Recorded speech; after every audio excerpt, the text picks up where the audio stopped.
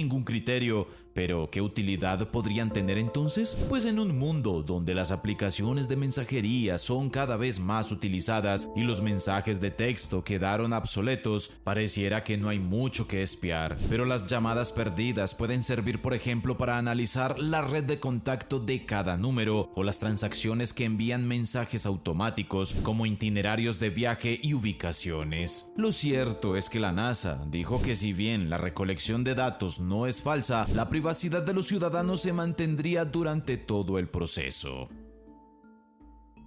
Otra de las cosas que los científicos no quieren que sepas es que hay después de la muerte. En diciembre de 1943, durante la Segunda Guerra Mundial, George Ritchie, que tenía 20 años entonces, murió de una pulmonía. Los doctores lo cubrieron con una sábana, pero 9 minutos más tarde, milagrosa e incomprensiblemente, volvió a la vida para contar su asombrosa experiencia cercana a la muerte en la otra vida. Con los años estudió psiquiatría y escribió un libro llamado Regreso del Mañana, donde cuenta que salió de su cuerpo y hasta que habló con una presencia radiante que según él podría ser Dios o Jesús, con quien hizo un viaje a través de 4 diferentes dimensiones de tiempo y espacio. Su historia inspiró al psiquiatra Raymond Moody a realizar investigaciones sobre más de 150 casos de personas que habían regresado de la muerte o que habían tenido experiencias extracorporales. En cuanto al Dr. Ritchie, murió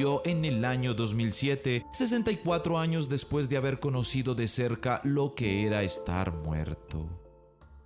Otro caso que generó mucha controversia entre los científicos fue el de Annabelle Bean, una niña que tenía solo 4 años cuando empezó a padecer dolorosos calambres abdominales acompañados de una aguda hinchazón. Con 5 años, sus intestinos quedaron completamente obstruidos y fue necesaria intervenirla de urgencia, la primera de muchas cirugías. No podía comer y los médicos no entendían el motivo de por qué su sistema digestivo no andaba bien. Su madre se negaba a aceptar los diagnósticos que recibía y sospechaba que se trataba de algo más serio. Como si esto no fuera ya un infierno, cuando Annabelle tenía solo 8 años, se cayó de un enorme árbol en el jardín de su casa en Texas. Estuvo inconsciente y atrapada durante 5 horas hasta que un equipo logró sacarla, pero lo que siguió fue sumamente extraño. Como si se tratara de un milagro o una relación causa-efecto, la caída del árbol que pudo haberla matado finalmente la curó. Los días siguientes compartió con sus padres que había visto el cielo mientras estaba atrapada, se había sentado en el regazo de Jesús y hasta había visto a su abuela fallecida. La historia fue tan impactante que incluso se hizo una gran película en el año 2016 llamada Milagros del Cielo, donde intentaron contar su conmovedora experiencia.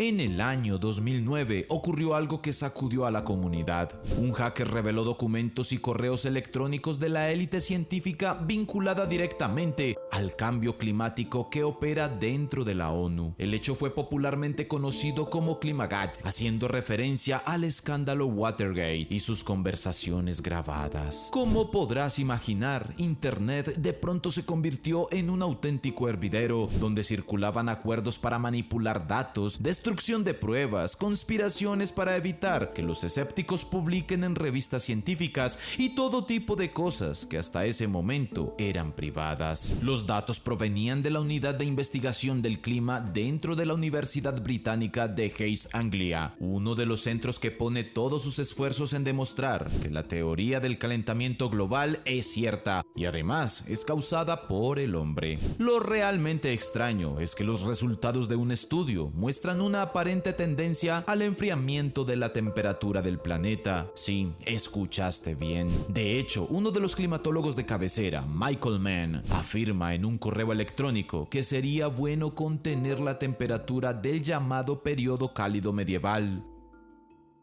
Y si hablamos de secretos de Estado, quizás el más famoso es el de la existencia de vida extraterrestre, pero no de cualquier tipo de vida, sino de una inteligente que algunos creen podrían haber visitado aquí mismo civilizaciones antiguas en más de una oportunidad. Tú dirás, ¿cómo es eso? Bueno, algunos teóricos de la conspiración creen que los científicos ya saben de eso hace mucho tiempo y decirlo iría en contra de muchos intereses económicos, pero las pruebas parecen filtrarse cada vez más, como esta antigua fotografía. ¿Acaso estas personas estaban acompañadas por criaturas de otro sistema solar? ¿Quiénes eran realmente? Por supuesto, ningún experto diría una sola palabra sobre esto, pero el empresario aeroespacial Elon Musk, siempre muy polémico por sus declaraciones, publicó un tuit donde muestra un fuerte argumento contra la existencia de extraterrestres. Un gráfico que explica cómo la mayoría de imágenes de ovnis tienen muy mala calidad, a pesar de que la tecnología genera cada día mejores cámaras. Bueno, la fotografía que vimos no parece tan nueva, pero hay quienes sugieren que podría ser solo un montaje. De todas formas, otros seguidores más convencidos de que sí existen, culparon a Elon Musk de ser parte de un encubrimiento.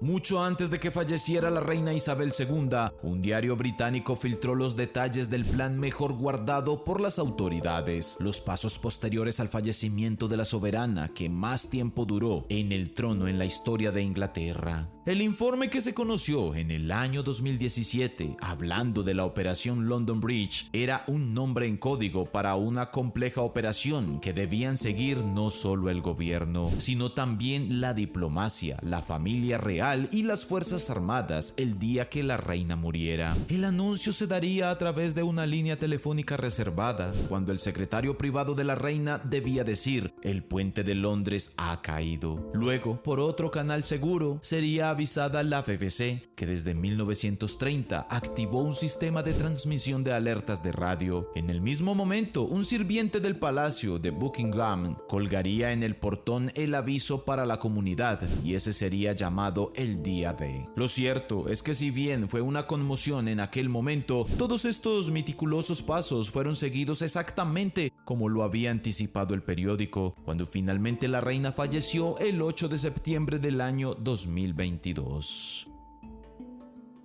Si hablamos de control de fenómenos naturales, de seguro pensarás que me refiero a algún argumento de ciencia ficción, donde algún científico loco logra tomar el poder y la furia de la naturaleza. Sin embargo, a lo largo de la historia, las personas lo han intentado más de una vez, y aquí es cuando surge el proyecto Popeye, llevado a cabo por el ejército estadounidense durante la guerra de Vietnam. Ellos usaron un método que aún hoy se sigue aplicando, que es bombardear las nubes con yoduro de plata desde tierra o bien directamente desde los aviones para lograr más lluvia. Con esta nueva arma meteorológica, el ejército de Estados Unidos pretendía prolongar la estación del monzón y afectar las rutas de suministros del enemigo. Durante 5 años, los aviones acudieron puntuales a su cita en la época de monzones, pero aunque el aumento de lluvias fue notable, solo se consiguió demorar los envíos y no detenerlos. En 1972, finalmente